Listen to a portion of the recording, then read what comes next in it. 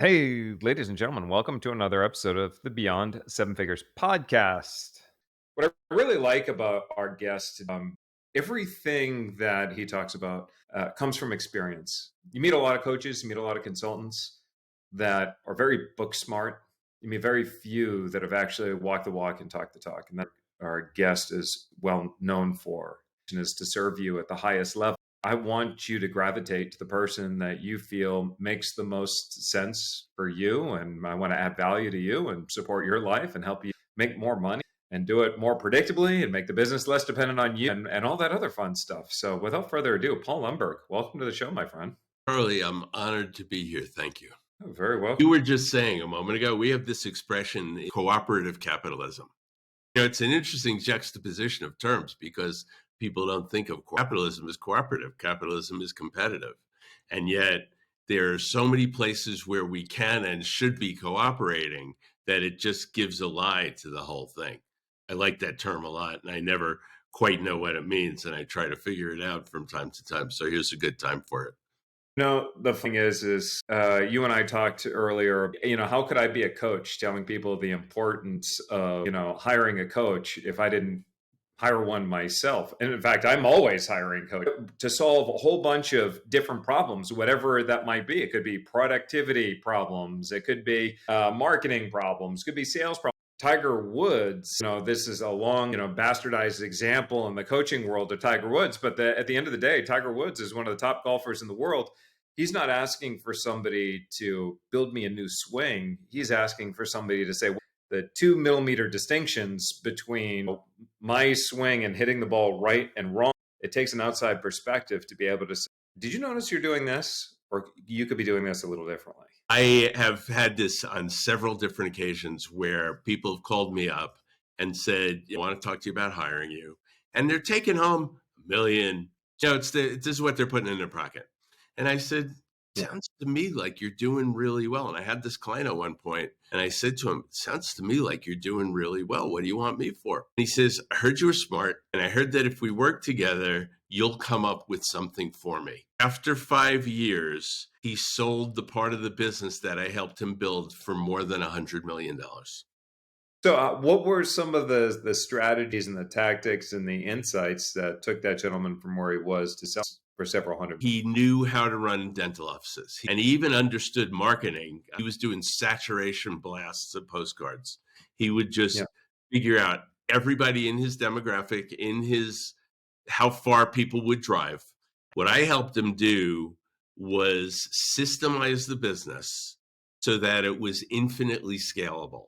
And I developed systems for him that would allow him not only to build what's called de novo offices are ones you start from scratch, and also to buy them and get those people into the system so that everything was running the same way. The other key thing that I came up with was a radical way to finance them, because you can't scale infinitely if you don't have financial cash to scale with. So we came up with a scaling model. We came up with a financing model for the scaling, and we scaled like crazy. And whenever people in his office would put the brakes on, like I fought with his accountant almost weekly. The accountant was like, you can't do this. We're running into trouble. We're taking on too much debt. But $100 million, $100 million, I can't really argue with it.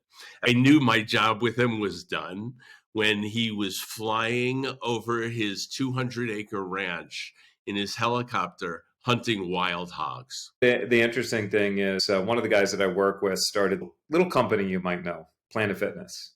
So he founded Planet Fitness, and we're involved in a couple different businesses together and whatnot. One of the interesting things, what I learned from this gentleman, is that he prioritizes the systems and the operations even ahead of marketing. And what became abundantly clear is he turned around and created one of the top 10 franchises in the world, walking into an industry with low barriers to entry, with highly commoditized space, and rewrite history in many different ways. But the way that he was able to do that was have the systems that were so finely tuned that he could walk into any Planet Fitness anywhere in the country and know at what point the trash barrels were going to be full, and how long it would take from a trash barrel to get emptied, how many pens would get stolen from the front desk each day. Somebody might look at that and go, okay, that's great, but how does that help? But you and I both know the story about FedEx that, one guy walked in and turned a dial and then charged somebody $10,000. And they go, well, how do you justify that? And he says, because I knew what dial to turn. Well, Planet Fitness was so well systematized that anytime he wanted to make more money, he had all the data to know exactly. My very first information product is called Turnkey Your Business. And it's a system for how to systemize any business. Because I was a software engineer, so I know that stuff. And I used my software engineering experience to apply to how would you systemize business X? And I turned it into Turnkey Your Business. I've sold millions of dollars worth of that product. I've written sales programs. I've written marketing programs. I've written programs for many aspects of business, but my first one was how to systemize. And if you were to break it down into three key components, what would you say the big components of creating a turnkey business is? The best way to figure out what the steps are, is to take somebody who's already an expert at doing that thing in your company and interview them backwards. Yep. So interview them from the last thing they do all the way through the first thing they do. The reason you do that is because that's how you find the gaps. If you're working backwards and you can't figure out how you got from here to there, there's a gap that you missed. So that's number one, which is interview the experts and take detailed notes and then turn that into the system. The second thing, if you're going for the de minimis system, like the simplest system, is you have check sheets. The check sheet tells you what all the steps are. So if you have a check sheet, you have a system. But I'm like, show it to me. And they go, it's up here. Systems have to be written down. They have to be based in check sheets. And then what you do with the check sheet is you figure out for each of those steps. So the instructions are either written, they're audio, they're video, there's some sort of demonstrative model for them. So you interview, just to recap, you interview the expert, you turn that into a series, one or a series of check sheets, and then you flesh it out with instructions for each of the steps, and that will work. And the follow-up to that is making sure you're tracking it to ensure that the systems are followed and where the deviation is and how to minimize the deviations so that you get more. You asked me for three. I didn't give you the whole Yeah, for sure. Our competition all the time, which is fine. I share everything with people. I said, it's all about the abundance mindset. But one of the questions that she asked me is, how do I make the business a lot less dependent on me? And I said, when you look at the most successful companies in the world, what they do is they find ways to narrow those bumpers. You look at McDonald's, by no stretch of the means would anybody say that McDonald's has got the best tasting burgers in the world, but it's arguably, I think, the most successful franchise. And they are consistent. So their bumpers are super tight to the point where now we have AI McDonald's franchises with zero humans because it's such a tight... that just came out just a couple months ago that they now have a fully automated AI-based. But, even Starks, it's a little bit wider because there is some customization, but customizations only go so far. But it's about how do we narrow down those rails to minimize or eliminate variation. But you look at BCG and McKinsey and whatnot, everybody jokes around and calls them drones because all of those people, all those consultants operate off of... I would argue they're not well systemized because it takes a certain level of genius to do what they do. They have frameworks. Did you really? I did. And it cost me at that time every single penny I had. It didn't work out so well. In my bio, it says, and I tried to build a franchise which failed spectacularly.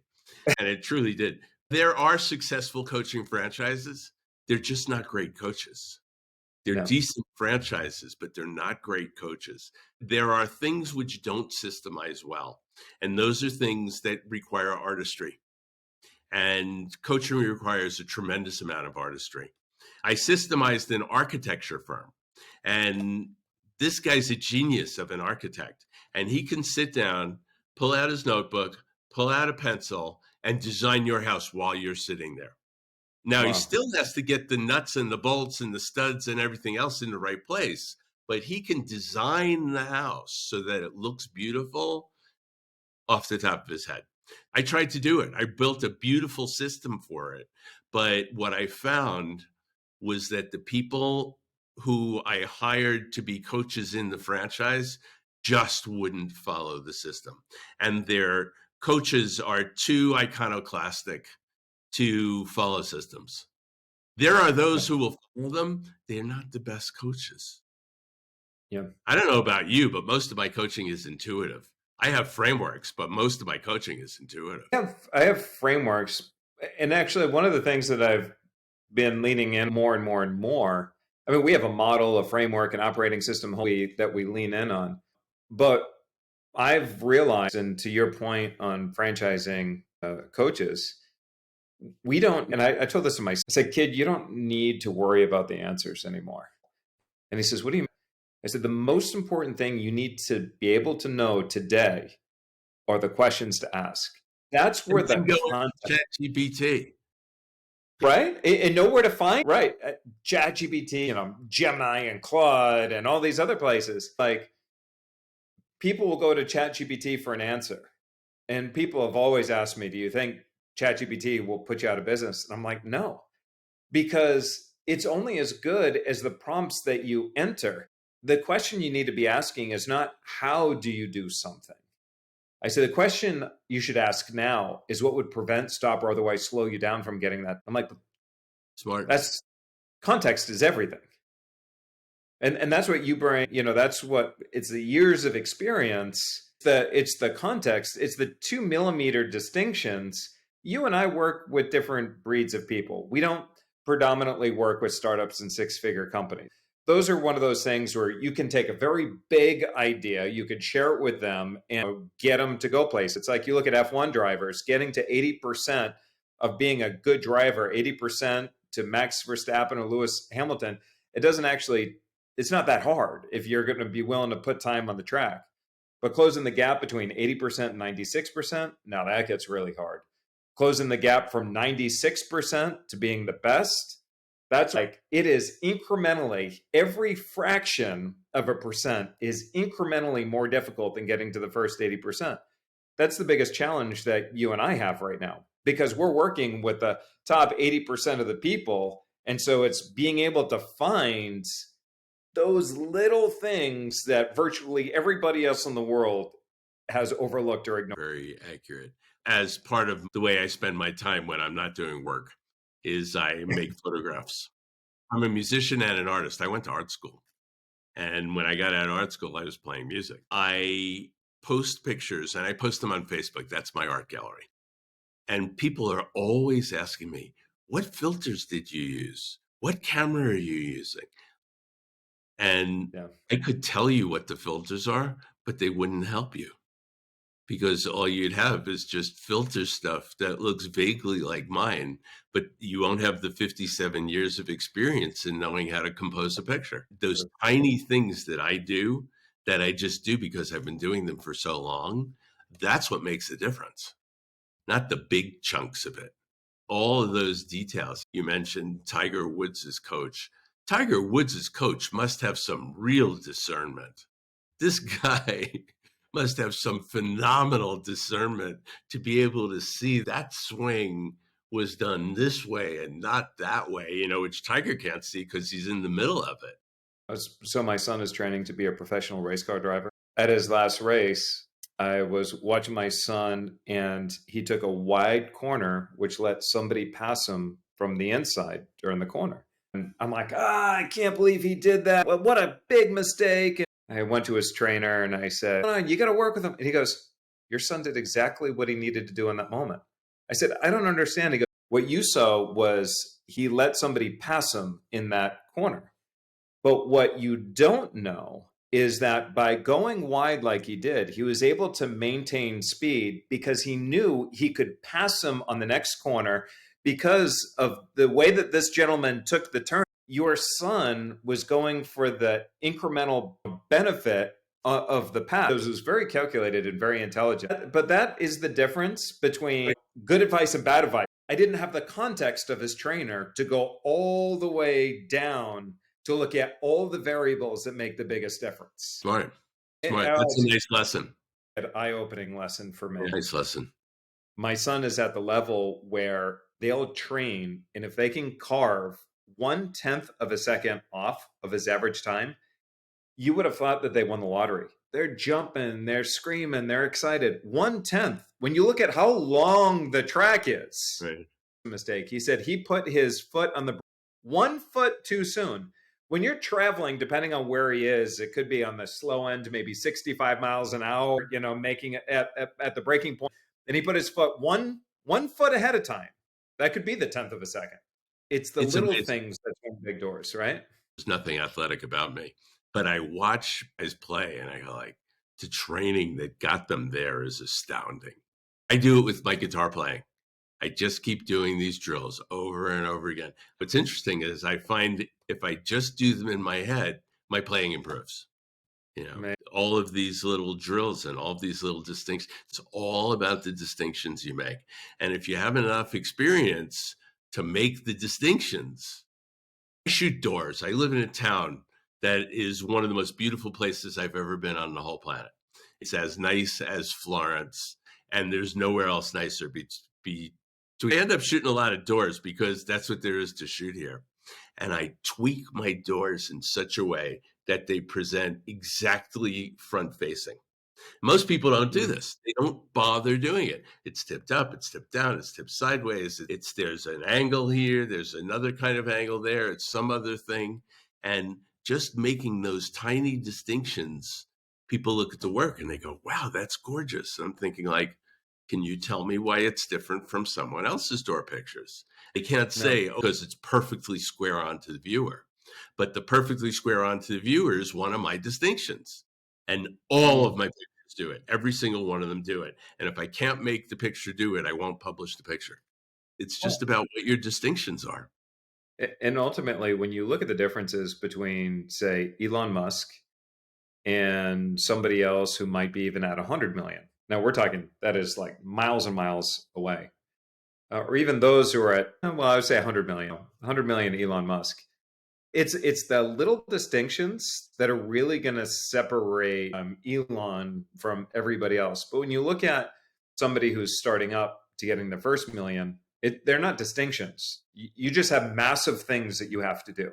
They're not distinctions. They're not subtle. They're very big moves. Right. To go from 1 million to then 10 million, those big moves are no longer, they're smaller in size, but very important. To go from 10 to then multiples of 8 figures onto 100, at that point, you're like my son going for the 10th of a second, but you can't figure out that 10th of a second if you don't meticulously track it with data.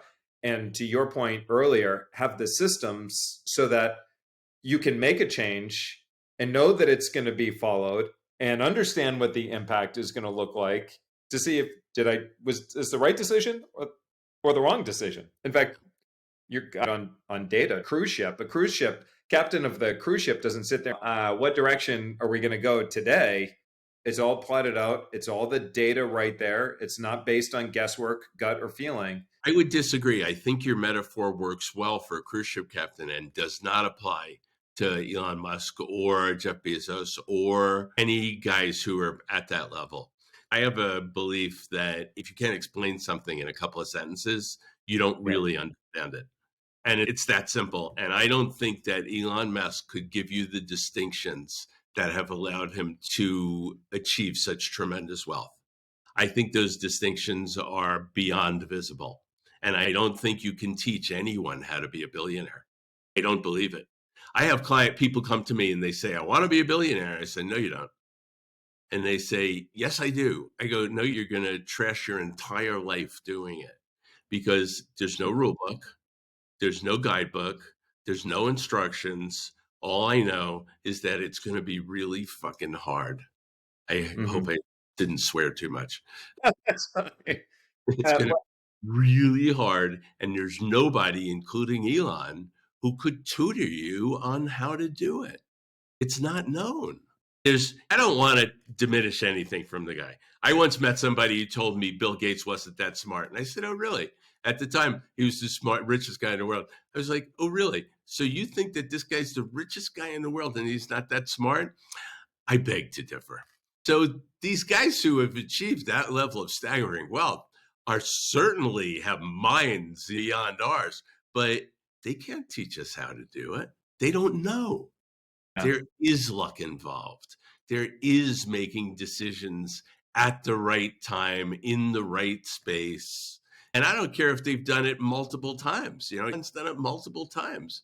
Bezos, you look at it differently. He's run one business, but he's run it in a way that you could not possibly train somebody to do. And I think that's really an issue. Teach somebody how to become a millionaire, you can do that. You teach somebody how to become a centimillionaire, I think you can do that. Yeah. I don't think you can teach people how to be worth multiple billions. One of the things that I've noticed from an observation is, like you said, the things that you can't teach, but you do notice that there are certain things that they have in common is an incredible level of discipline. You can't teach it. No, you can't. Well, most people would never be willing to give up certain freedoms in their life to have the discipline that they have to do what they need to get. That's why I tell people they don't want to be billionaires, because I know what it takes. I've seen the lives of people who's taken that. Who's the guy who has the 5 a.m. morning club? He teaches people to get up early and grind it out. And I'm like, you can teach people to do that, but you can't teach them to like it. I'm not super disciplined. That's an honest admission. And I chose a career and a lifestyle that doesn't require it of me. I knew who I was, and I made my life to match that. But there's somebody who has this thing, I think it's called the 5 a.m. club. And his whole thing is about getting up early, doing all your stuff, and grinding it out. And I'm like, wow, I don't want to live like that. It's just not how I want it to be. The money's not that important. I was watching a friend of mine actually shooting a social media video, and he was telling people, like, you got to get up early and you have to work out first thing in the morning, and you have do. And then another one, you have to cold plunge. Then another one saying, I don't believe in morning routine. And all these people are trying to tell you how to live your life and whatnot. And at the end of the day, the way that I look at it, it just comes down to, are you getting the results that you're happy with right now? If you are, do more of what's working, assuming that you want more out of life. So I went to this event. It was with Tony Robbins, and Tom Brady was running late. So he flew in on his helicopter, landed, and then ran up on stage and met up with Tony. That Tony was talking about the importance of work-life balance and how important work-life balance was. So then Tom Brady gets on stage. So we're just talking about work-life balance. What's your thoughts?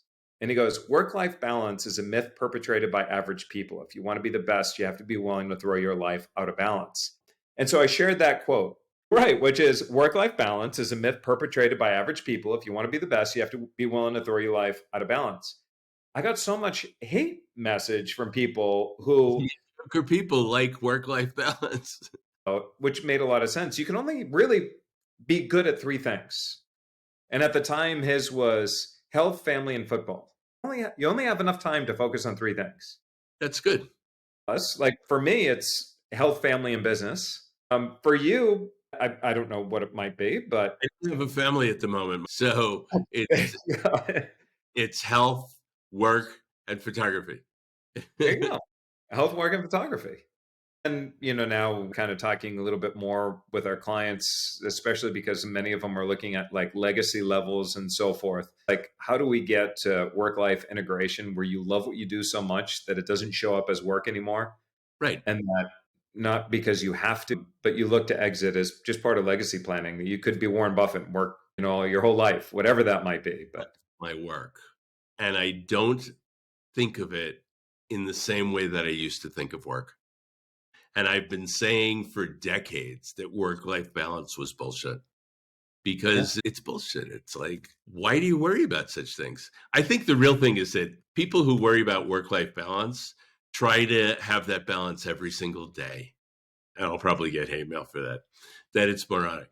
I think if you can have work-life balance over a span of 6 months, not bad. That's Yeah. doable. But work-life balance every day or every week is nonsense. You can't be great. So let me ask, this is the Beyond Seven Figures podcast. What would you say is your biggest, best tip for our listeners who want to take their businesses beyond seven figures? Monetize your customer base better and flesh out your offerings so that you cover all the gaps that those people are seeking from a product or a service like yours. And if you do that and make each customer worth more, then each customer is more profitable because you're not spending more money on marketing because you got the customer already and you generate more funds from them. But then you have much more money left over for marketing.